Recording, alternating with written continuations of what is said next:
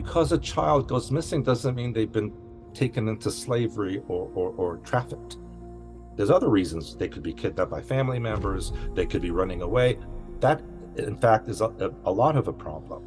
But there are children who are being used as slave laborers, both in Latin America and in North America. And slavery has never ended, believe it or not, in the United States. It's just taken a different form.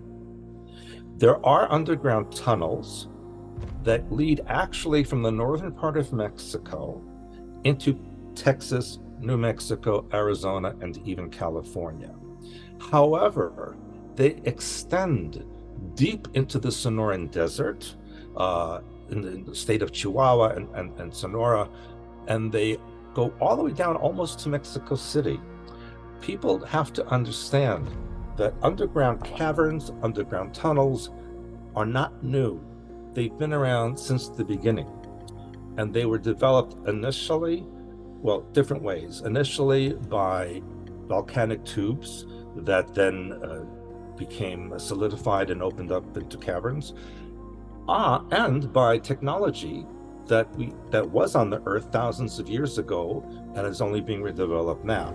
There is an entire transportation system under the Earth, goes under the ocean, to the poles, everywhere, so that people can travel without being seen.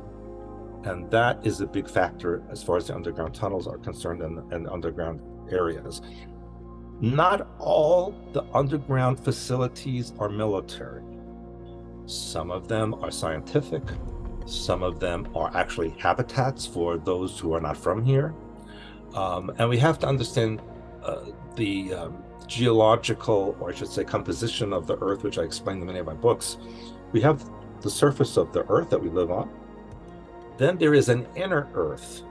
There is an opening. There's a hollow area with molten magma left over from the creation of the Earth that's suspended through centrifugal force in the middle. That's called, some people call it an inner sun, but that's the real cause of the aurora borealis, both the northern and southern versions of it.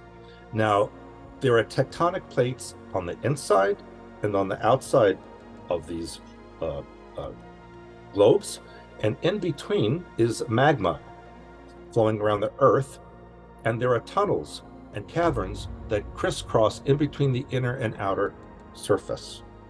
So the Earth is much more complex than people understand or believe, and there are civilizations living inside. There's approximately 7 civilizations in the inner Earth. Not all are friendly. In fact, most are not. And we also have to understand that there are openings at the North Pole and the South Pole that go into these areas, and that's where the Fourth Reich is located now, especially in Antarctica. And this I have been confirmed to me by government sources.